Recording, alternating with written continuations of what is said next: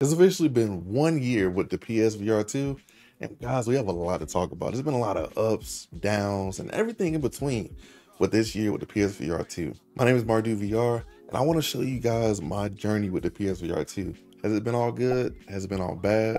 What I think about the future of the PSVR2, what I think about the past. From fun exclusives to some very terrible flops. Let's talk about, is the PSVR2 worth it in 2024? And generally, who is it for? Before we can answer those final questions, let's talk about my journey with the PSVR2. All right, so my journey with the PSVR2 started in February. So I originally got it to do unboxings, reviews, and stuff because I felt it was a pivot point for my content, and it definitely has been. I mean, when I first got it, man, I was loving it. I'm talking about playing No Man's Sky in the PSVR2, Gran Turismo, Call of the Mountain. Those were just some good games. RE8, oh man, I had some fun, man. That first few months, I had some real fun PSVR2. I even got a review out and it was great. People liked it. And so I was like, nice, this is really good. Now, I kind of did taper off towards probably about mid-March to about June, because honestly, a lot of multi-plats came out. And I was like, I kind of got those games on other platforms. I am a person who has multiple VR platforms. I have 7 VR headsets. So, and I think 4 of them are Quest, Valve Index, PSVR2. And then I got Jesus Christ. And I got the E4, which is DPVR. So I do a lot of VR, to be quite honest with you. That was around the time that Vertigo 2 came out, and I'm not gonna lie, I was very busy.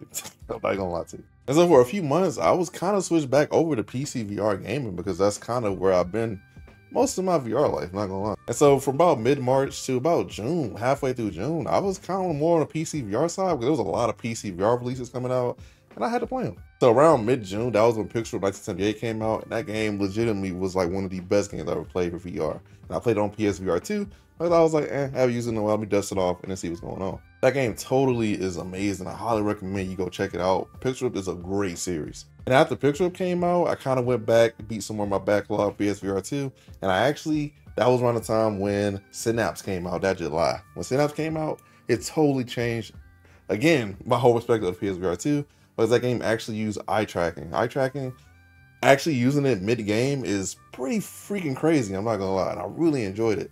I highly recommend anybody on PSVR2 get Synapse. It's like the PSVR2 game to me personally, because I mean, it uses actual eye tracking, which is one of the biggest things for the PSVR2, one of the big selling points. Fast forward again, that's when I got into the PSVR reviews, and man, that was a big changing point for my channel. So I started reviewing a lot more PSVR2 games, because originally I was doing Quest reviews, and to be quite honest with you, there's a lot of Quest reviewers, so it's like, it's a rat race. You're fighting against big channels like the homie Gamertag, Beardo, BMF, Mateo, there's a bunch of big channels. So I was like, let me get into more of a space that actually needs reviewers.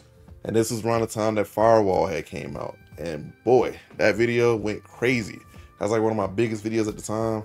And honestly, that was for good reason, because that game was very polarizing. That was one of my first rant style VR reviews that people kind of come to me now for. Even though I hate it, because I do want good VR games, but if something sucks, I'm probably gonna tell you, sorry. So after that turning point for my channel, I got into a lot more getting day one PSVR2 games. So I mean, I did Crossfire, which I didn't like at first, but it's grown to me a lot now, and I even recovered it in my most improved PSVR2 games. I got Hellsweeper, which is slowly coming around still. And there's a bunch of other games around the overtime that, I just got into. Now, over that span of that time, a lot of narratives did pop up with PSVR2 that we're going to talk about later on in the video. So fast forward to now, currently February 2024, after a full year of using a PSVR2, is it worth it? Now, personally, that is a loaded question, and honestly, we got to go even deeper into the experience I had over this year, because I left a lot of stuff out. But first, let's talk about the good of the PSVR2. First thing that's really good about the PSVR2 that I really just love are the games. I'm not gonna lie, the exclusives for the PSVR2 are really solid. We're talking about Synapse, RE4, RE8, Gran Turismo, even Call of the Mountain, which some people debatably did like, whatever. Barbaria, which isn't an exclusive, but I enjoyed it anyway. Crossfire, oh man, just a bunch of different multiplats that I actually played on PSVR2 that I just enjoy on that headset for reasons I'll get to later. The next thing is the beautiful display. The PSVR2, in terms of resolution, it's really high, and oh my god, it looks good. A lot of the games look phenomenal. RE4 on the PSVR2, just looking at it graphically, looks insane. It's one of the best looking games that I've seen in VR. Even a game like Red Matter 2, which I highly recommend for all you guys who kind of like puzzle puzzle games, or even just games to look at are just gorgeous. It really competes in terms of just pure resolution and just display with its other competitors in the same space and the same price. Last thing about the display is the FOV. The FOV for the PSVR2 is very wide. I'm talking about, you can see it's fully immersive. That's what I like about a lot of VR headsets, is large FOV. I like really feeling like I'm immersed in the headset. Like the Quest 3 has a really large FOV. The Valve Index has a decent FOV, but the PSVR2 is legitimately one of the widest FOVs I've ever experienced in VR. Next thing I want to talk about are the haptics in the headset and then the controllers. The PSVR2 has legitimately the best haptics in the headset and on the controllers of any VR headset I've ever used in my entire life, including the Valve Index knuckles. Feeling that rumble in the headset when you're playing certain games and feeling the real haptics in the controllers is very immersive, and I highly recommend it to anybody. No cap. But there's a big caveat to the controllers, and that is they die really fast. Oh my God. As somebody who streams very long streams, probably like 4 hours, 5 hours, my PSVR2 controllers always die, probably halfway through the stream. So at that point, I have to plug them up to keep them going. And then Sony doesn't sell separate PSVR2 controllers for some reason. I don't know why. I never understood why that isn't a thing. You have to buy a whole new PSVR2 to get some new controllers. Me personally, I'm not doing that. At some point, if my controllers ever really do fully go out, I'm probably just done using my PSVR2, because I'd be damned if I pay another $500 for a new headset just to get some new controllers, or I just get them refurbished. Yeah, Sony definitely has to fix that, because that doesn't even make sense. I've never seen any VR company not sell controllers on the side. I don't know what Sony has going on there, I'm not gonna lie to you. Next, I want to talk about the PSVR2 being a really dope PC VR alternative. I'm not gonna lie, there's times where I don't feel like using my Quest. So when the multi-platform games do come out, sometimes I get them on PSVR2 if I want to have those better haptics and honestly just a better overall gaming experience in terms of just immersion. Like I said before, the haptics and the display really make a difference. So I'm coming from the Quest 3, Valve Index to the PSVR2, it's just totally different. So some of those multi-plats are better, to be honest, to get on the PSVR2. Next, I want to talk about something I mentioned a little bit earlier, which is the eye tracking. Eye tracking is amazing, I'm not gonna lie. That's why I wish the PSVR2 had a game like VR Chat or something that utilizes the eye tracking a little bit more. But the games that utilize the eye tracking on PSVR2 do it very well, just navigating menus, or a game like Synapse where like the main point of the game is the eye tracking. I find that really entertaining and really immersive to use. Oh my God. The amount of ideas that you can come up with using the eye tracking on the PSVR2 is really unlimited. You could genuinely have like a Star Wars game where you could legit use the Force with your eyes and your hands, and it'd be really cool. I do feel like a lot of games don't utilize it enough as the main mechanic, but I do understand, because I can see that being really hard to implement into a game. I am a software developer myself, I don't do much game design, but I have done a little bit, and a little bit I do know, yikes, I couldn't imagine trying to implement that into a working game. I'm not even gonna lie to you. And VR game development is already magic, so I can't even imagine the hassle or even the stress that comes with doing that, especially since most of these games are being made by AA or just indie studios. PSVR2 has had some of the best VR exclusives within this past year. RE4 is undefeated by a lot of games. Gran Turismo, really fun. RE8 was really great on the PSVR2. And even games like No Man's Sky, which honestly the PSVR2 version is the best version as of right now for VR for No Man's Sky. Now you're probably thinking, that's not an exclusive, Marty Dude. Yeah, I know, but honestly, with how good it works versus the PC VR version, it might as well be an exclusive. A game like Synapse coming out too was really helpful for marketing the PSVR2 with its full eye tracking and foveated rendering capabilities. Now, one exclusive that we have to mention, and I hate that we have to mention it, is Firewall Ultra. Even though that's one of the most anticipated games for the PSVR2, we all see how that came out. But for a little while, Firewall Ultra was really fun. With all those examples being said, we're now getting to the bad for the PSVR2. And I'm not gonna lie, there's a lot of bad for the PSVR2. Let's get into it. The first thing on this sadly long list is the mirror and reprojection. Oh my God. Some games on the PSVR2 that I have played had terrible reprojection. And honestly, you can't help but notice it. Because I mean, it feels like the world's dragging along with you as you turn and stuff in the games, and it's not fun. It made me very motion sick, and that probably happened to a lot of people the first few weeks, maybe to the month that they got their headset. Now, the mirror is a different issue. Mirror is usually when you have this kind of stain, I guess, quote unquote, as you can see in the headset, that's caused by the OLED lenses that the PSVR2 uses that haven't been used since 2018, or I think on the HP Odyssey Plus. So yeah, there's a reason people don't use those lenses anymore, because they do have that mirror effect. And the mirror is more noticeable on some PSVR2 devices than others. Mine has a decent amount of mirror, not too crazy. I notice it sometimes, notice less other times. Depends on the environment of the game, to be honest with you. But honestly, is a deal breaker for me? No. But a lot of people did return to PSVR2s within that first month because of the mirror and the reprojection. Hopefully with Sony's next headset, they kind of choose not to have those type of lenses, even though they are beautiful, don't get me wrong. The colors and just like the contrast between the darkness and stuff like that is really great, but that mirror and every projection gotta go on that next one. All right, our next talking point is one that honestly applies more towards the whole ecosystem as a whole and the growth of it. This is something I complain about a lot, and that is the lack of marketing by Sony. Sony has next to no presence in terms of VR marketing. People don't even know that Sony has a headset out. The only reason people that I know that the PSVR2 exists is because I stream with it and they like me. but if I didn't stream with it, they wouldn't know anything about it.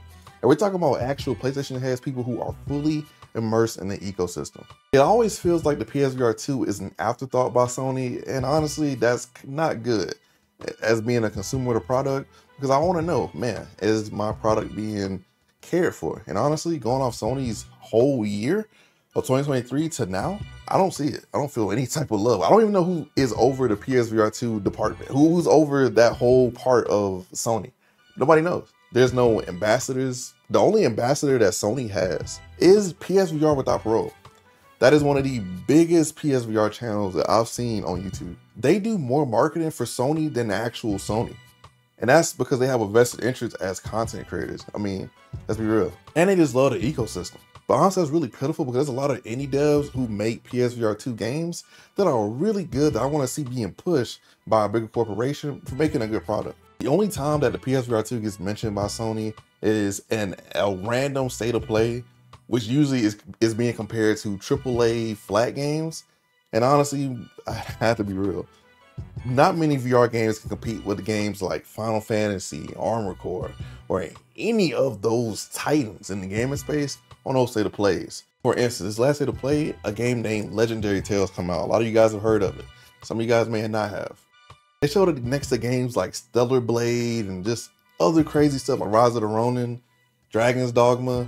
And it's like, bro, why would you throw that VR game after those titans, and then it makes it look worse in comparison?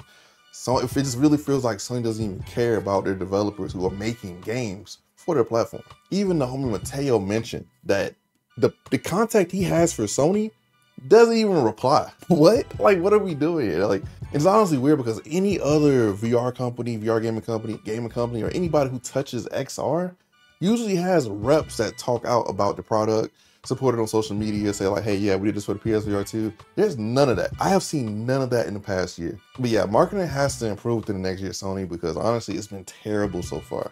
I get that the PSVR2 isn't their main priority. That's fine. I get it. After much thinking about it, I get it. But the thing is, this thing is $500. You want people who invested into your dream, your ecosystem, to feel like they really got their money's worth. Next, I want to talk about the day one flops on the PSVR2. I'm not gonna lie, guys, there's been a lot of flops. And I'm talking, even No Man's Sky came out looking so blurry. Switchback, terrible release. Firewall Ultra, bruh, like it was a lot. Oh, Hellsweeper. That game still looks not good on PSVR2. Those flops are really hard to trust in the product. That is detrimental for a niche space like VR, because honestly, and you gotta think about this, if somebody who got a PSVR2 in February currently a lot of people by that time probably have not even picked up their headset in probably like a month. And so they're saying, oh, the game I actually was looking forward to just flopped day one. It's like, I'm not picking up my headset. And the fact there's no refund policy for these games makes people really apprehensive to pick up new titles. So a lot of those reviews for the PSVR2 are actually really needed. That's why PSVR2 without Parole grew really fast, because it wanted to do really good reviews. And two, you kind of need them to know, okay, is the game good or not? Like, a lot of these games are more expensive on PlayStation because, I mean, one is PlayStation, so like $30 to $40. Legendary Tales about $55. One of the most expensive games on PSVR2. Some people think it's worth the price. Cool, whatever. But like for me, I paid about $30, $40 for Firewall Ultra, and I can't get that money back. So even now, if I don't get a key for a PSVR2 game, I usually don't review it. I'm done taking those hits, man. $40, man. I've spent a lot of money on PSVR2 games I will not get back. Probably not for a while, I'm not gonna lie to you. So once you kind of lose those people who put that initial $500, $600 a year ecosystem, and then you kind of give them bad releases, it gets a little nasty after that point. And those bad releases spawn a whole subculture of very rabid fanboys who will attack you in your comments for calling out some bullshit. Man, that Firewall Ultra review, I fought for my life in those comments. I'm like, this game is not good. But you have people who kind of cope. I usually call them the coping boys. They will cope with bad releases, like, oh, they'll fix it over time, whatever. Thing is, if I'm paying $50, $40 for a game, I want it right when I get it. And there's also no refund policy for the PSVR2. There needs to be one. I'm sorry. I know a lot of you guys don't want refund policies for some reason when it helps you. I don't get it. I don't understand it. I don't understand something. I'm not gonna lie. But every other store in existence that sells games gives you a refund. Sony does not do that. So a lot of people aren't taking those hits, especially when money is, we're not in a good economy, guys. Money is already hard to come by for a lot of people. So how could you ask them to spend $40 on a game that might not even be good? You can't. Next thing I want to talk about is the lack of roadmap by Sony. We don't know what is coming for the future of the PSVR2 because Sony doesn't say anything. I don't know if there's UI updates. I don't know if there's like anything, like what are we doing within the next year to further the PSVR2? Are we doing anything? I can only assume not based off the silence. Are we getting more first party games? Are we? I don't know. Do y'all know? We don't even know if Sony wants to make even software for the headset in terms of like being able to like watch Netflix, let's say like in your headset while you're playing like RE4 or something like that. Like we don't know what they're doing to further the PSVR2. Now, most people won't care about that, but as somebody who actually wants a return of investment, my $500, yeah, I kind of want that. And you should too. Are you getting more exclusives in the future? Are you getting better games? Or is there gonna be optimizations to the headset to make it run better? Like, what are we doing? And the last thing I really want to mention is there's been no actual meaningful updates to the PSVR2 within the last year.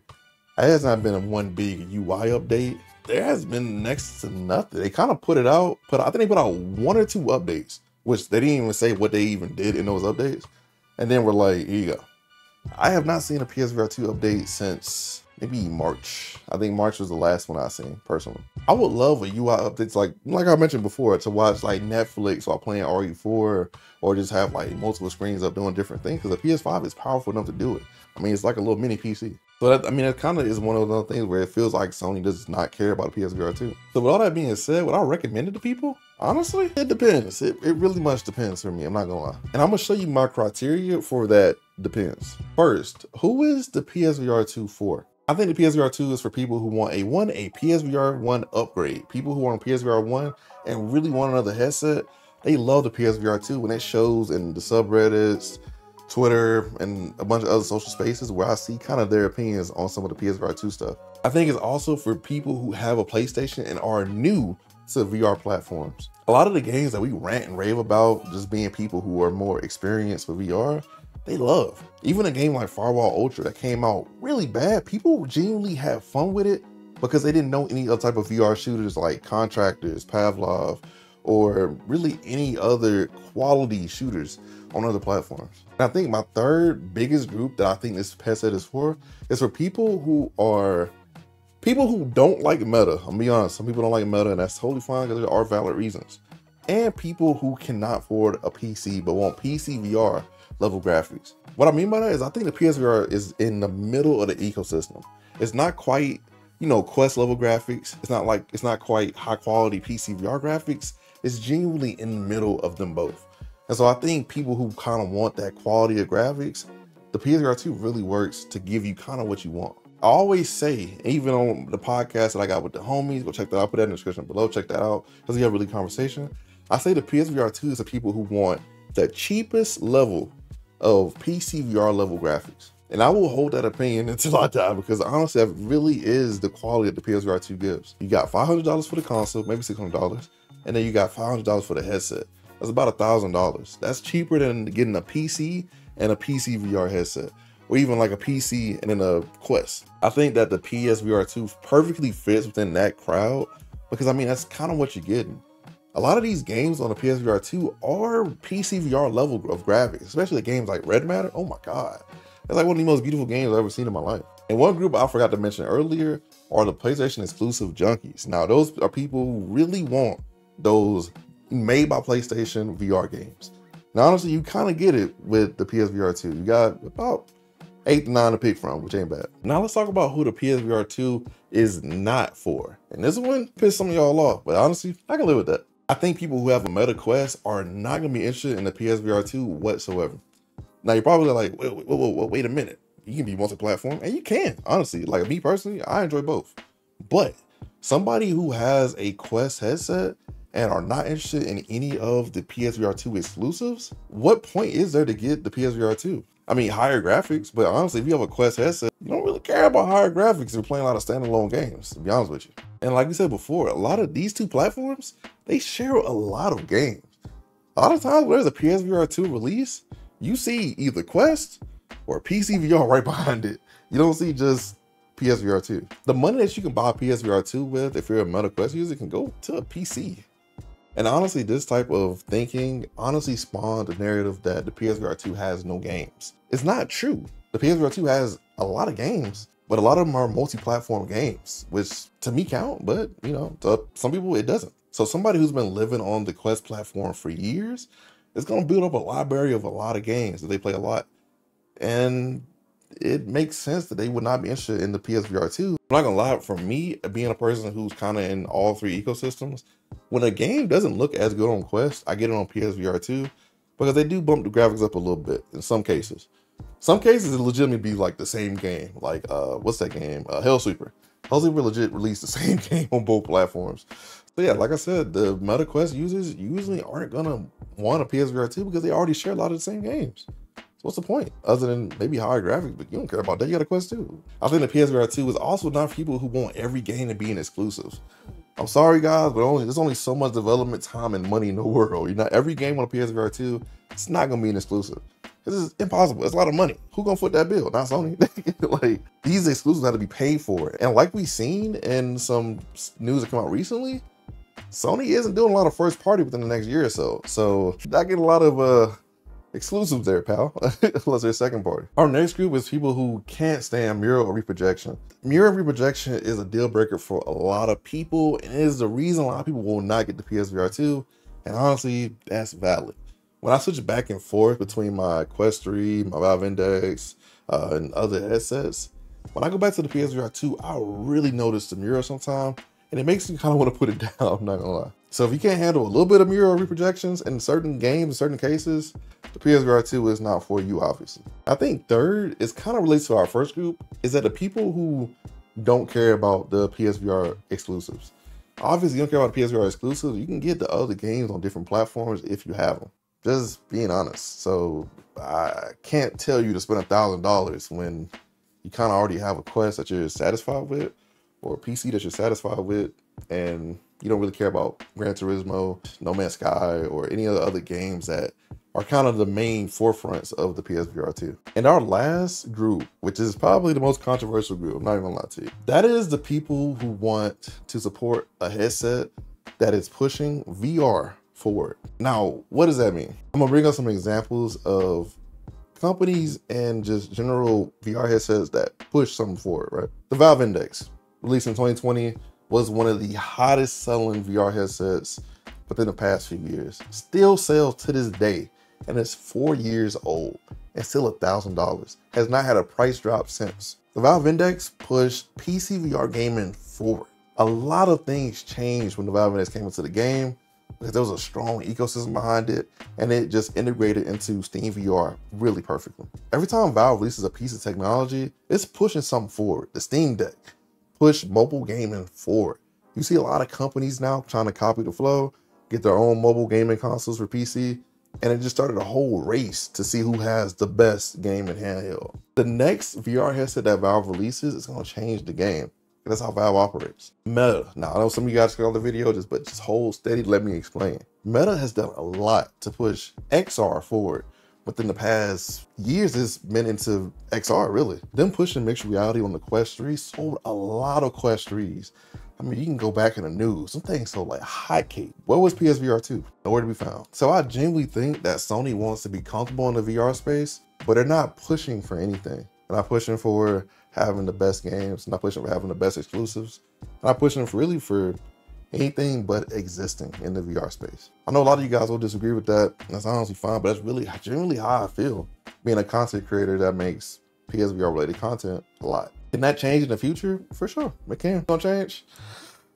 Knowing Sony, there's a high chance probably not for a while. What I am hoping though, that, you know, Apple coming into the fray, pushing a lot of XR stuff, really puts that fire under Sony's behind to really get in the studio and start working on putting out advancements for VR gaming. So in conclusion, there's been a lot of ups and downs with the PSVR2 in the last year. I'll recommend it to some, others I wouldn't recommend it to be honest with you. I hope you guys enjoyed this style of review because it took a long time to really organize my thoughts and make coherent as possible. With that being said, make sure you check out VR.com, get your prescription lenses for your PSVR2, use code MartydudeVR. Look, I'm trying to save you some money. But I am signing off, and remember, I want you to do the VR headset.